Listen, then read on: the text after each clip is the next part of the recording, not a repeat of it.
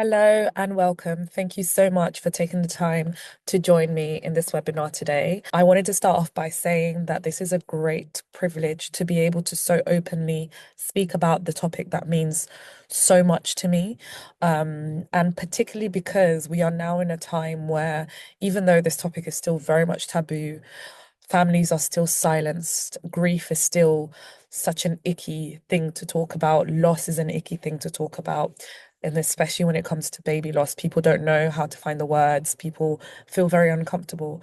I think it is a privilege to be able to so openly speak about this, very important to be able to speak about this in a mainstream platform because these conversations are not had. They're not had in the mainstream when it comes to sexual education, when it comes to fertility, when it comes to maternity. And it's just so important because there are so many of us who unfortunately go on to lose our children and we just feel like aliens.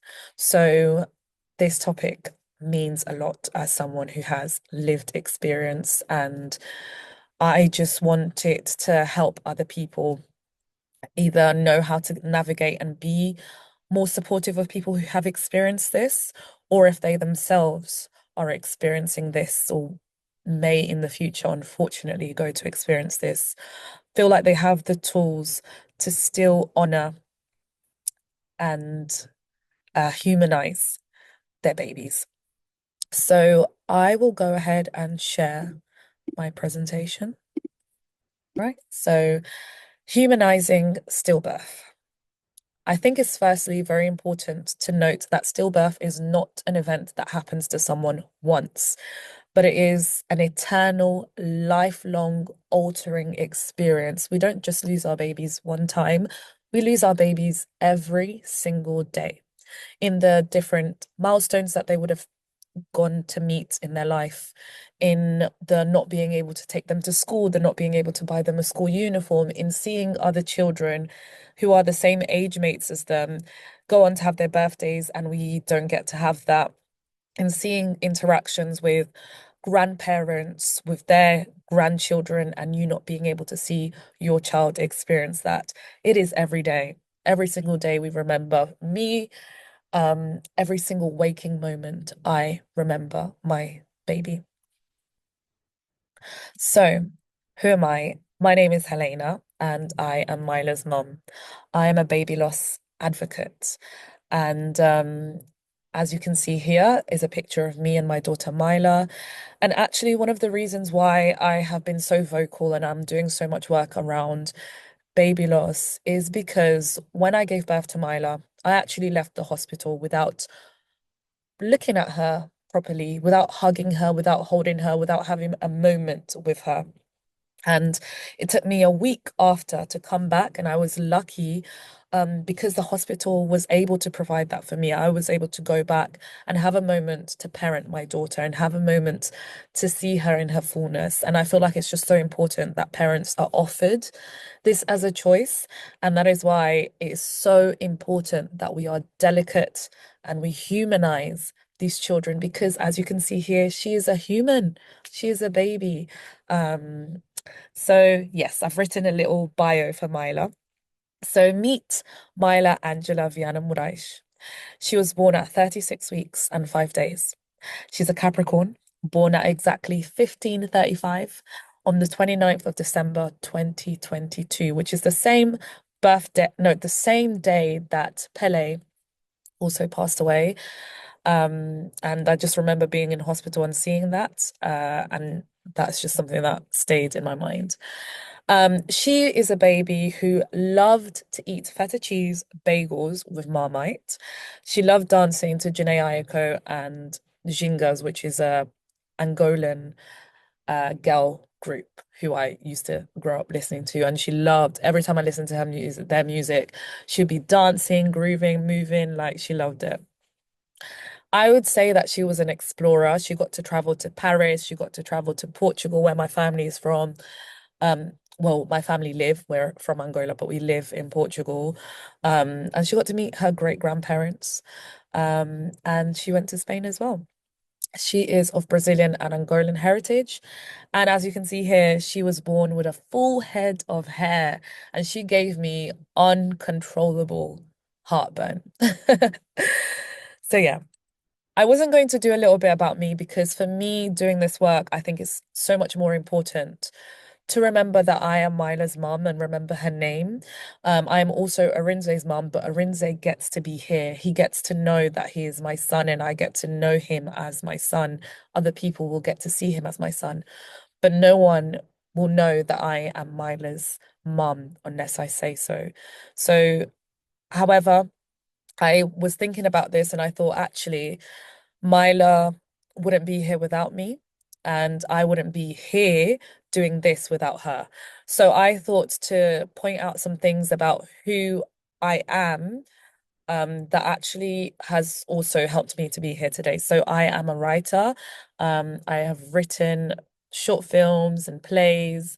I used to be a writer performer, and that's something that I used to do a lot.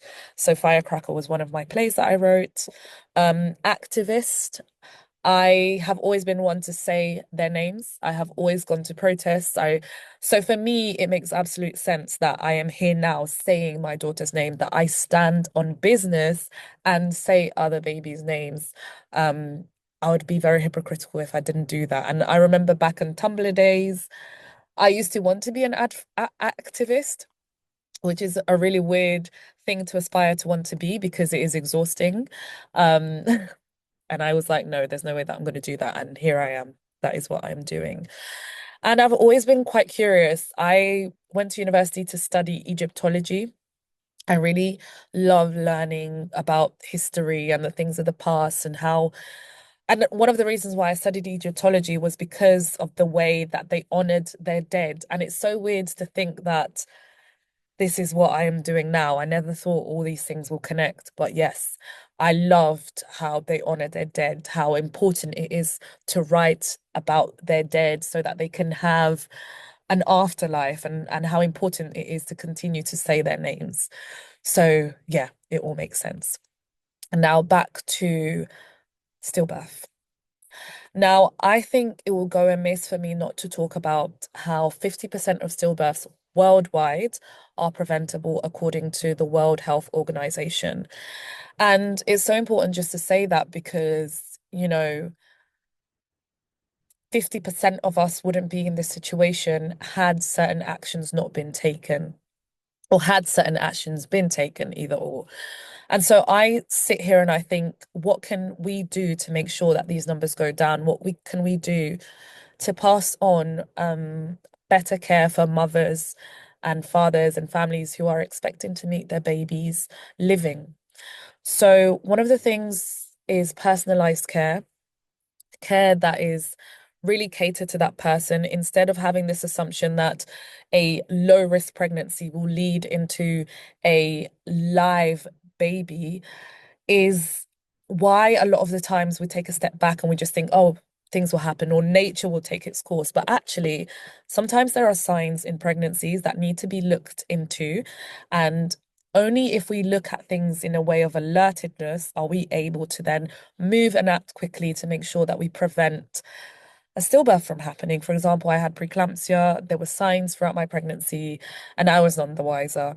And I think it's important for both healthcare professionals and parents to be aware of things, to be educated, because otherwise, we can't just expect it to go well. It's not like it might go well, but we have the tools to be able to see what is going wrong. So let's make sure that we understand our bodies. Listening, and this goes both ways from healthcare professionals and to us as parents, to listen to our bodies. Healthcare professionals should listen to us when we raise things or when we ask questions, when we are curious. We shouldn't be labeled as, oh, you're anxious, or things are normal or this is rare. There's no such thing. Like anything really can happen. And so I think it's just important to give space to that. And again, encouraging trust in our bodies. Our babies communicate with us, and we should learn their language. We should learn the way that they speak to us. So we often sometimes know when something is wrong, and let's listen to that. You know, you have more authority over your body than someone else. Don't give all your trust into a healthcare professional just because they have studied for this. You know your body more than anyone else. Um, Signposting useful resources. I think this goes all the way from friends and family to healthcare professionals. Like if you know certain resources out there, give them to people who are expecting, and those who are expecting accept these resources. They are there for a reason. Um, Use them. Don't be scared. This is another thing. Like there's a lot of, oh, this is fear mongering, this is that. Really and truly, I'd rather be scared and have a baby here. Um, really, that is just how it is. Um, but at the same thing, like we just need to learn, like be educated, be curious. You're going to meet your baby at the end of this. You're learning. You've never been pregnant before, or if you have been pregnant before, every pregnancy is different. So always take it as a learning opportunity. And transparency. So this goes to, I feel like transparency is written wrong there, so I do apologize. Um, this goes to healthcare professionals. If you have more knowledge that we don't have, that we don't know, just be transparent. Like, for example, Black women being 60% more likely to have things like preeclampsia, just raise that. Raise that, say the symptoms. Oh, it's a headache that doesn't go away. Oh, it's swelling that comes out of nowhere, high blood pressure, blurred vision, all these things.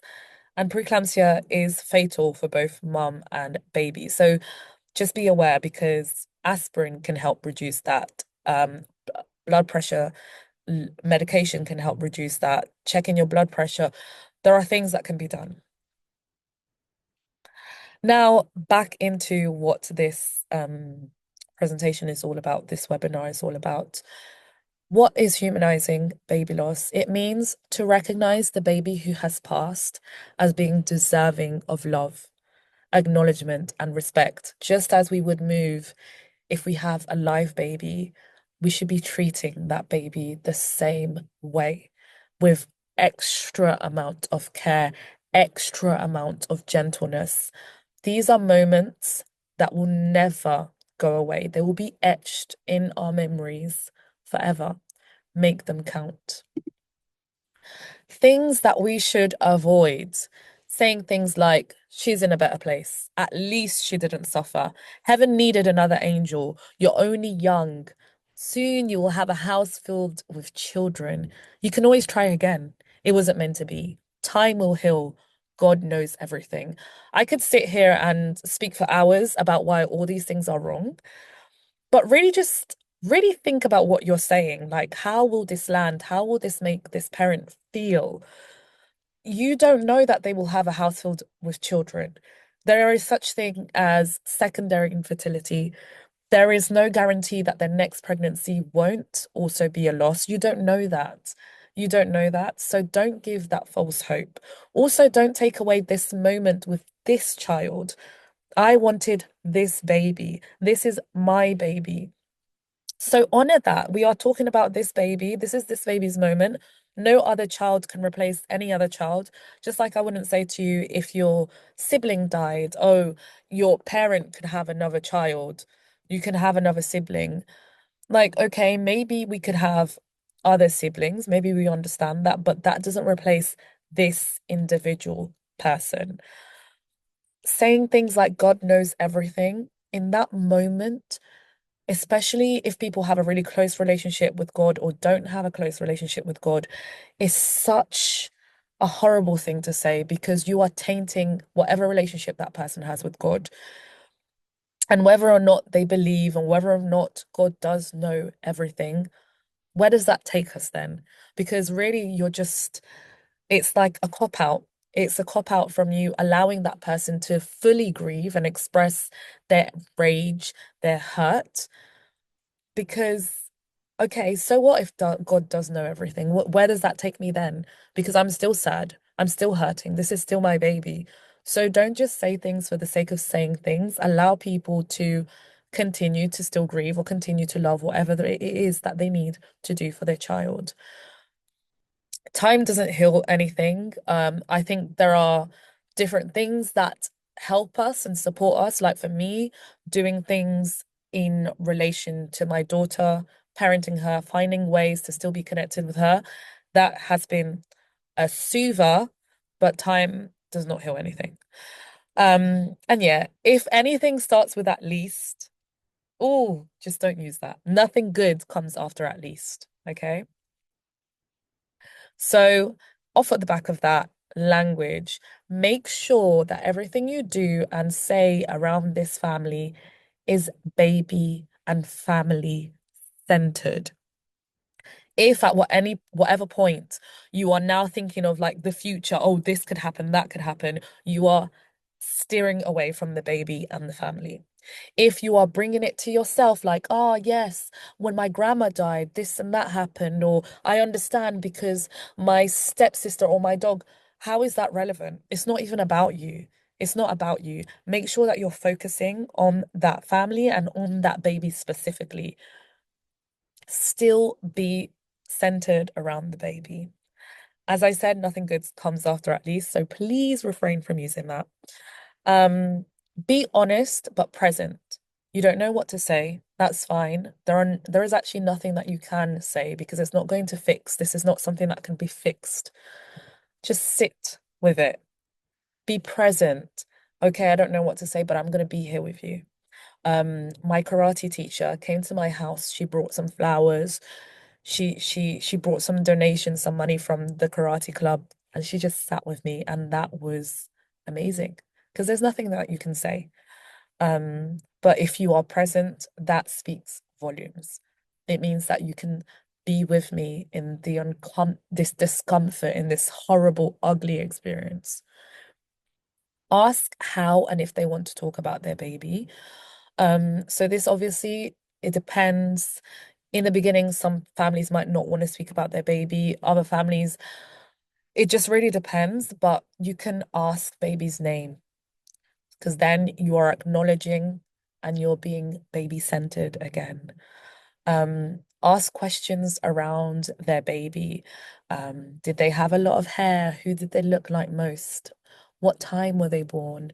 Especially if it's like right in the beginning, because I think it's just really important to try and get parents to have moments to reconnect and realize that that is their baby.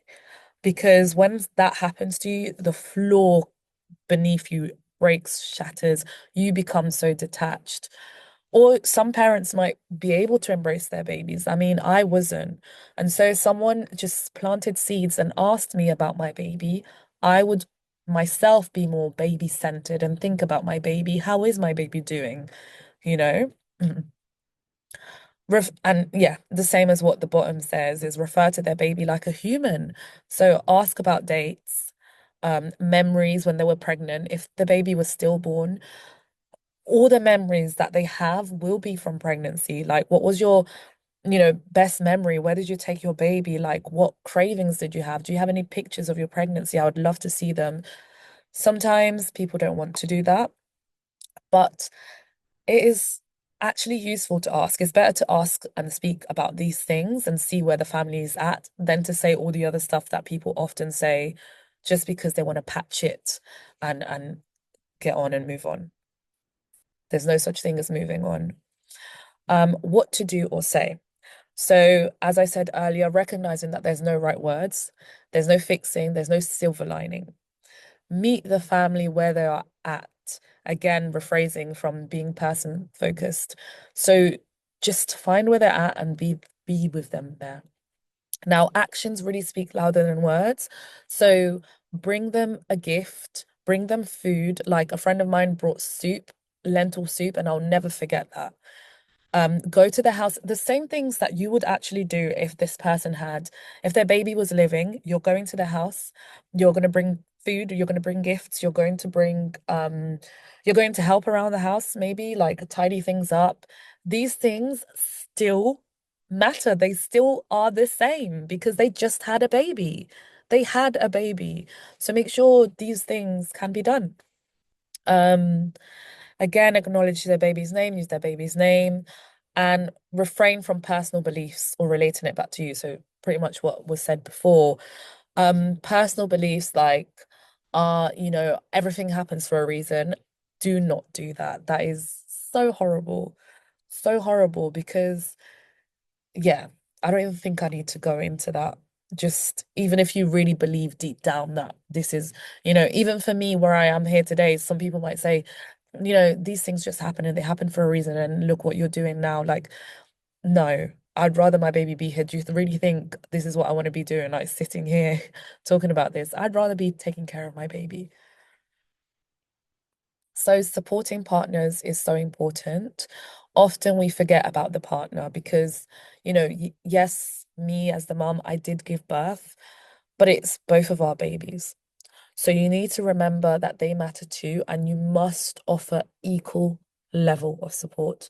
Do not forget them. Do not forget them because they're going to be so conflicted. They are worried about me. My husband's worried about me, am I gonna survive this?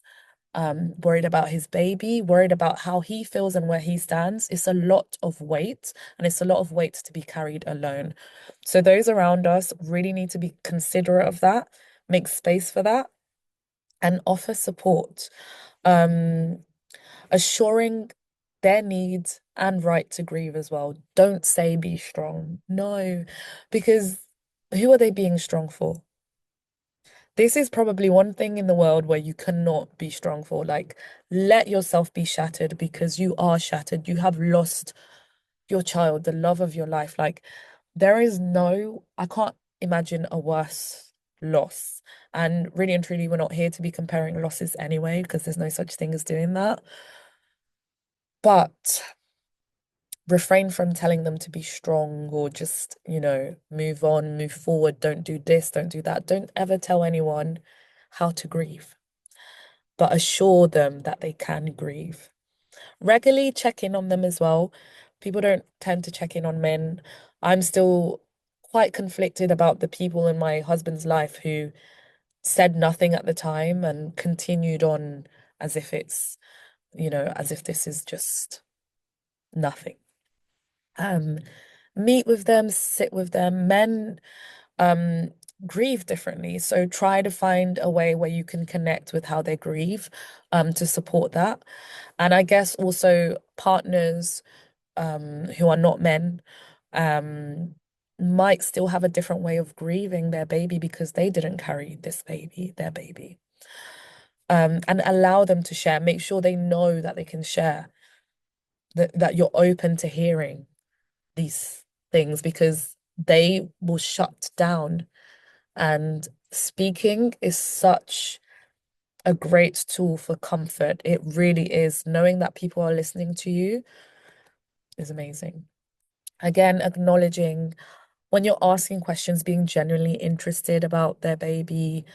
Um, and it's just so important to help parents to continue to make memories because we need to reframe the past memories now because our memories will be so filled with trauma. And I'm not saying like remove what happened, but I am saying remember that there were moments of joy. You would have maybe had a baby shower for your baby in preparation for your baby. You would have bought things, done things in preparation for your baby. Maybe just encourage them to still have those memories and to continue to make memories. So this could be buying them gifts, like personalized gifts, a little bit of like what I do with Milo's Present, which is personalized storybooks, with babies' names, getting a jewelry, getting something like going to someone's house and buying them a coffee with their baby's name on there, buying them cupcakes and be like, this is one for you and this is one for Mila. Obviously, Mila's not going to eat the cupcake, but it's the cupcake in thought of her. It shows that you thought. I've got a friend who, whenever she sees yellow flowers, she sends me a picture and says, just thought of Mila. I've got another friend who, the first week got me a journal. Things like that are so important. And remembering significant dates, remembering them.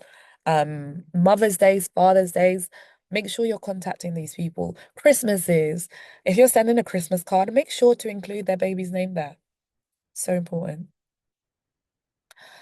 Now, the role of a healthcare professional. I wanted you guys to meet Claire.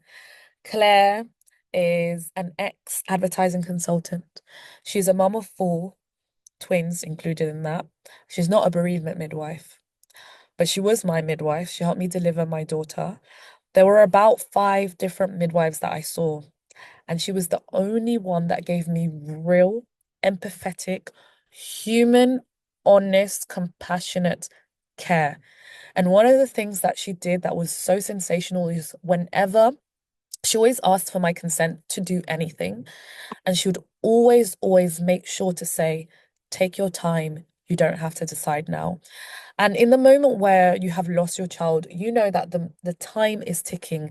The moments are counting where you're going to have to leave the hospital, you're going to have to face the world. Time is going to move forwards, and it's going to move forwards without your baby. And to me, time felt like a weird construct, such a weird construct. And her always reminding me that I have time made me relax somehow, made me know that I didn't have to rush anything. She held my hand, she hugged me, she showed me her emotion, she cried with me, she made me feel seen, she made me feel heard. Other healthcare professionals were just doing their job. They weren't even connecting with me. They weren't asking about my daughter. They weren't asking about anything really. And I could tell they were just like rushing. And look, I know we're understaffed, overworked, but in moments where it really counts, in moments where someone's baby has died, you have to go the extra mile and do the extra work. You really do. So, giving birth. Stillbirth is stillbirth. You are still going to give birth in however many ways it's possible to give birth, vaginally, C-section, with forceps. You're still going to do that. And I think it's really important to honor the choices that parents make as long as it's safe, because nothing else is going to go the way that they planned. If there's anything that can still go to plan, make sure their birth plan goes to plan. So this is like reading the birth notes and seeing what they had imagined and trying to make that as possible, attached to that as possible, as much as possible. Make it a peaceful and mindful delivery, whether this could be asking them if they had any music that they wanted. They might say no, but just ask. Still make that environment the environment that needs to be had. Um, Parents should be reminded that they can still embrace their baby, still do skin to skin, and gain consent always. Obviously, I know that some births are emergency C-sections, and a lot of the things that were planned are not able to go as planned, and there's a lot of panic, and there's a lot of things that go like more trauma on top of the very traumatic experience of loss. But where it's possible to still give these parents a beautiful birth, it's so important to do that if you are in that room in that moment. If you're a doula, if you're a midwife, it's so important to still do that. Um, and when you're, I think it's the next slide. Okay. When they meet this baby, please start to model and say, oh, what a beautiful baby. So much hair. Say these things because now you're planting the seeds. Me as a parent, I've just given birth. I don't know what my baby's going to look like. I am terrified. I'm terrified. Me, I thought my baby would look like a zombie. And I hate saying this, but I just think it's so important to say the words that I felt because it really paints the picture of how visceral and how scary an experience it is. So wherever you can model and help support this transition, just give the parent that opportunity to decide whether they do want to have, remember that this is still their baby. Postpartum, it feels like you're in a postpartum limbo for the rest of your life. Like I have this empty aching arms feeling still, like I'm still waiting for her to come and jump and arrive. I'm still waiting for her arrival. The milk still comes in for some parents. There is a drug that you can take, but sometimes that doesn't work. I will say that I'm lucky that the drug worked, but knowing that this happens is such a betrayal. You feel like your body already betrayed you. You hate your body. You can't stand looking at your body, and then feeling all of this still happening is awful. So I think postpartum support for parents who have experienced stillbirth needs to be ongoing, consistent. There needs to be follow-up checkups consistently and yearly checkups too as well. There should be like a system that just, okay, it's been a year, just you're in our thoughts. Something needs to happen. Um, your body does the same things whether your baby is here or not. When I ended up having my son after Mila, I realized some of the things that happen after you give birth in terms of the support. So you get checkups and stuff from healthcare professionals to see the milestones of your baby. That should still happen with parents without their babies, but in the sense of like how are the parents doing? This should still be existing. This support should still be there. Parents are supported until their babies are 5 years old. Maybe this support should still be there until 5 years to just be alongside the parents. And they can choose if they want to continue it or not, but this should be an option. Postpartum depression still kicks in, of course, and it's doubled by the grief and anxiety. Constipation is so real. And again, it feels like a cruel experience that your body is giving you. Like, I felt like I was giving birth all over again, and it was more painful than giving birth, the constipation. These are things that no one thinks to tell you about and that you probably don't consider either. C-sections sting twice as much, obviously. Any pain just feels like abuse, truthfully. Now, I just want to go through a list of things that I wish I knew the moment of having my daughter so that I could have used those moments to make memories. And this is what I wish I was told because obviously I never knew that this was going to happen. There was no expectation to lose my daughter. So oh, sorry. Oh no. I wish I knew that my baby has and will always be my baby. From the moment that I was told that my baby didn't have a heartbeat, she wasn't going to make it or didn't make it, I completely detached. I went numb and I discounted my baby. I was like, okay, this baby is null. No. I needed to be reminded that this is my child and that I can be proud of my child. I can have honor to have her as my child. Um, I can take and should take pictures. And this idea of taking pictures culturally can be a thing where it's like, why are you taking pictures of a baby who's dead? But actually, you might want to look at your child in the years to come. And so don't knock it. This should be encouraged, and this should be done for the parents if they can't do it, so that they can just have. I can parent my baby in the ways that I can parent. I wish I knew the ways I could parent my baby in this once in a lifetime opportunity.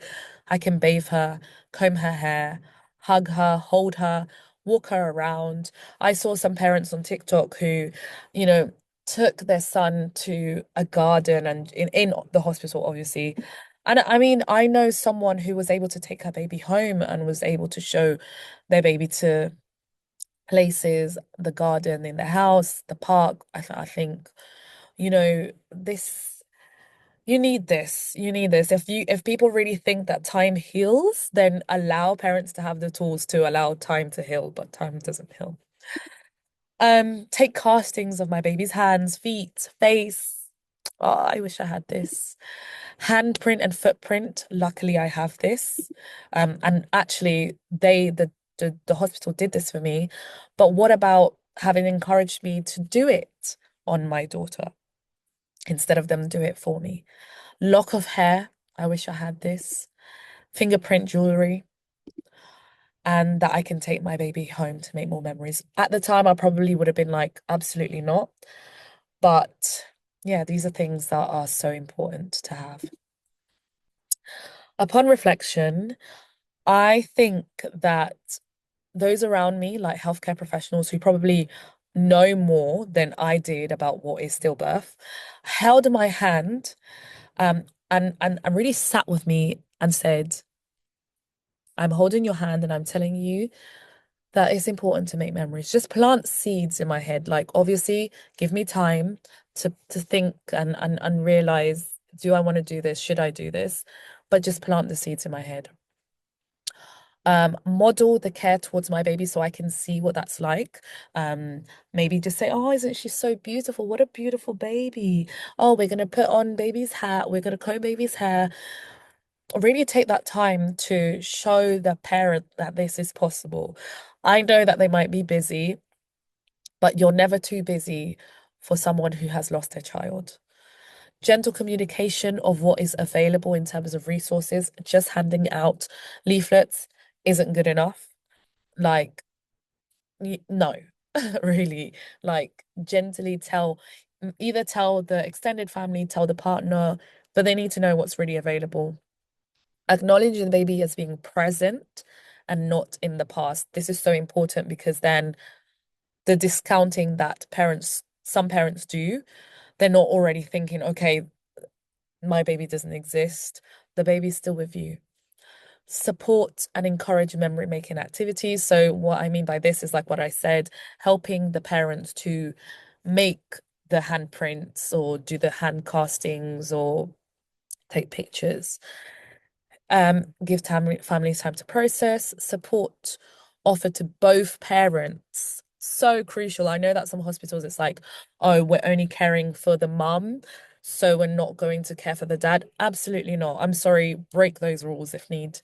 Um, so offer food, offer counseling, couples counseling, individual counseling, so important. Ongoing support, really and truly, it should be lifelong ongoing support. The importance of a village is key. And the what next. Do not counter someone telling or speaking about their baby or experiencing the loss of their baby by saying, do you have any other children? This is horrible because you do not know their situation. You don't know whether they can't have any other children, whether they've chosen to have any other children. And having it's like this idea of hope. Only hope matters and counts and what's the happy ever after. Well, actually, you know, the happy moment is in being able to speak about their baby. So just honor that and focus on that. Be creative with the things that you're asking when it comes to their baby. Finally, I wanted to just share some things that have helped me in this journey of life after or life with loss. Creativity has definitely helped me. Over here, it was Mila's first birthday. I got a group of friends who were really supportive and have been since Mila has passed. And I asked everyone to just paint something, whatever they feel in that moment. And this is what we came up with. Doing the London Marathon, honestly, just preparing for that was exhilarating because I felt like I was running for my daughter with my daughter. There's something about running that pushes you to the limit that kind of felt like, I don't know, yeah, it pushes you to that limit, and I needed that. I needed that. It felt like it was the pain that I needed to feel in order to suppress only slightly the pain of grief. Connecting with a further community here, finding my village, finding people who get it, where I don't have to explain, we just get it. Creating my personalized storybooks. This is my creative outlet. I have connected with so many families. It has brought me comfort and I'm sure it's brought comfort to other families as well. And seeing my daughter's name said and written by other people, amazing. And yeah. Lastly, I would like to say thank you so much for staying and watching. And I wanted to leave you with a poem by Henry Scott Holland. And this poem goes, Death is nothing at all. It does not count. I have only slipped away into the next room. Nothing has happened. Everything remains exactly as it was. I am I, and you are you. And the old life that we lived so fondly together is untouched, unchanged. Whatever we were to each other, that we still are. Thank you very much.